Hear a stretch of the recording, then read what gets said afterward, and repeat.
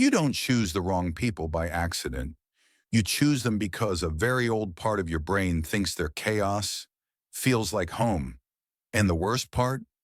It's not because you like them, it's because you recognize them. Your past programmed your instincts, and now you mistake familiar pain for real connection. So let's ask the question your brain avoids. Why do you keep choosing the people who break you, even when you know better? Number 10, you confuse familiar with safe. You don't fall for the wrong people because they're exciting. You fall for them because your brain thinks their behavior matches a pattern it already understands. That's the trick. Your nervous system doesn't care if someone is good for you. It only cares if they feel familiar. If you grew up around chaos, chaos feels normal. If you grew up around coldness, distance feels comfortable.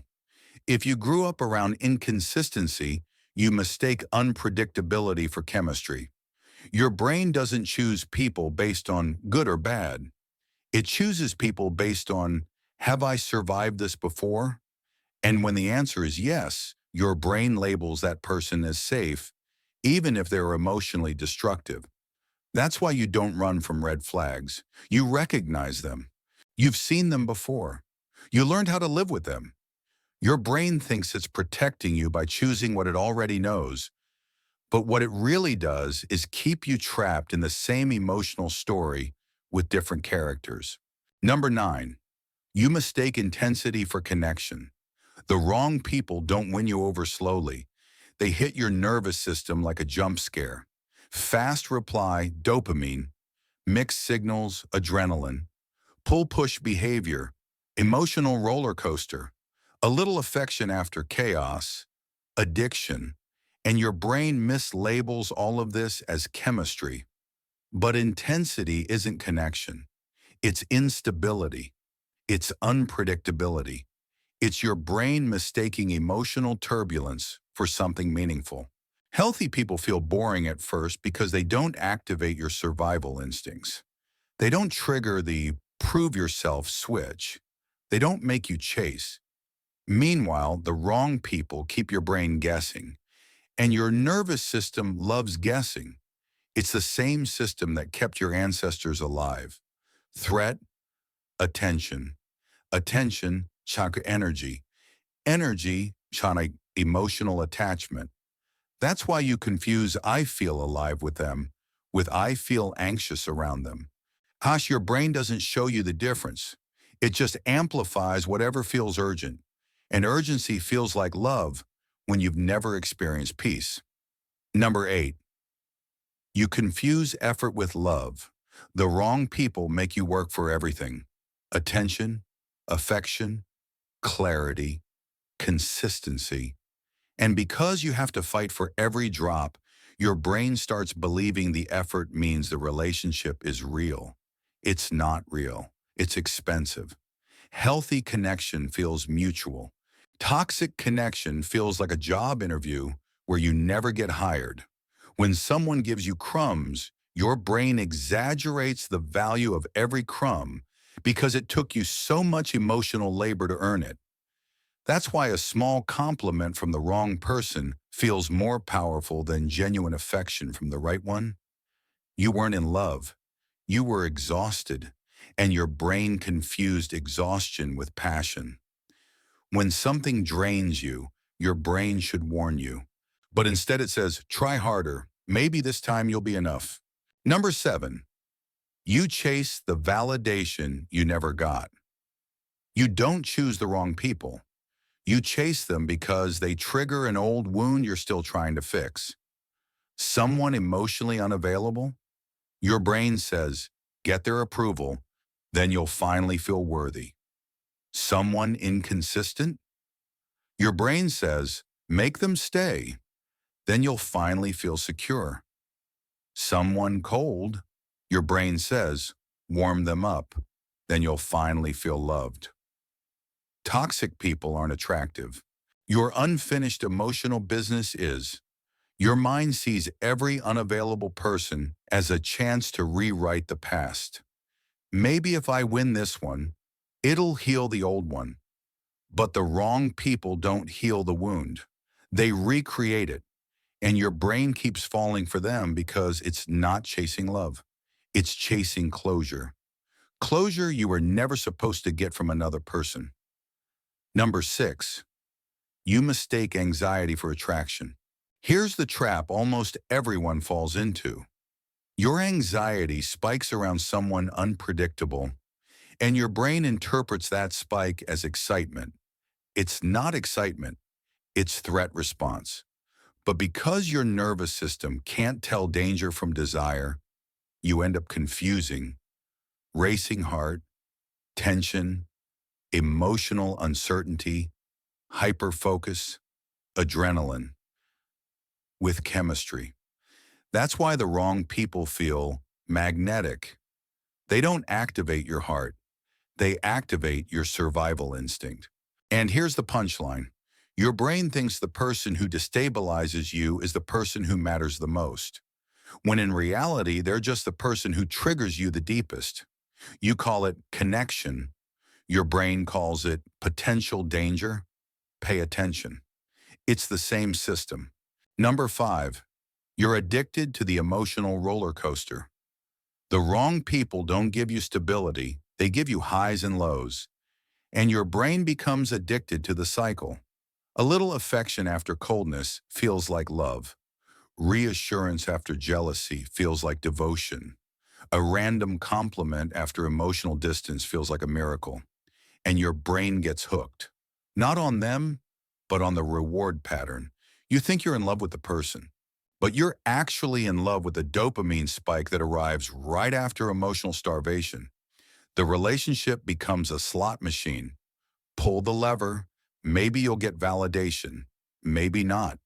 But that maybe is enough to keep you loyal to the wrong people long after the relationship stopped making sense.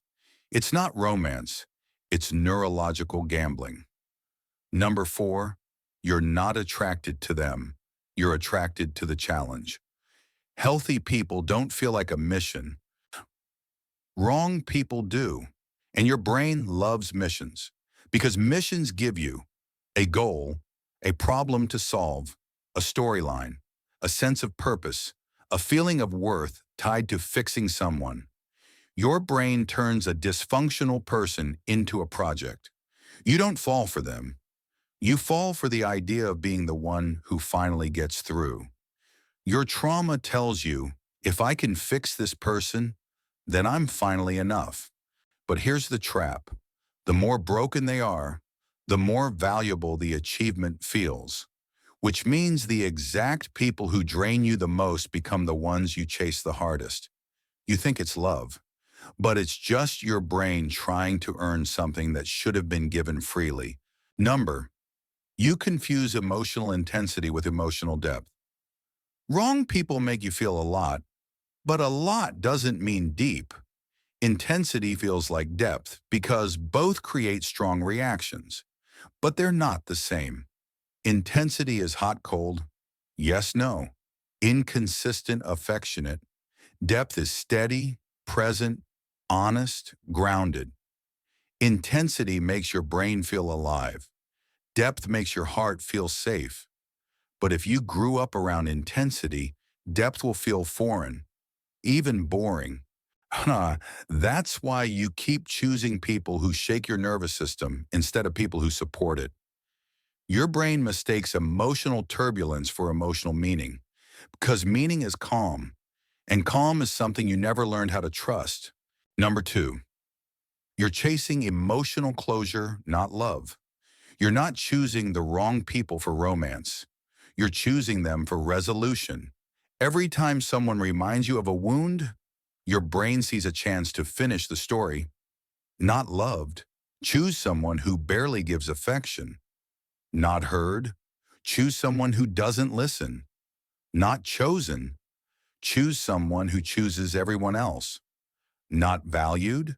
Choose someone who treats you as optional.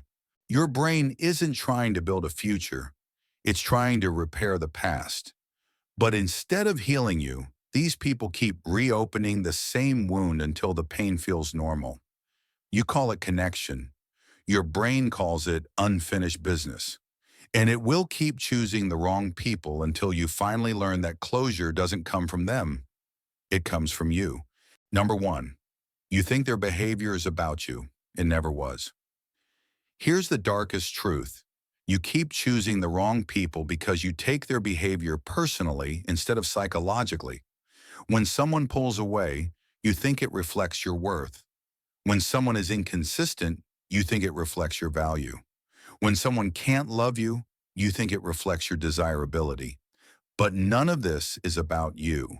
Their wounds, their fears, their patterns, they existed long before you entered their life. Yet your brain keeps trying to win them because it believes, if I fix their behavior, I prove I'm worthy.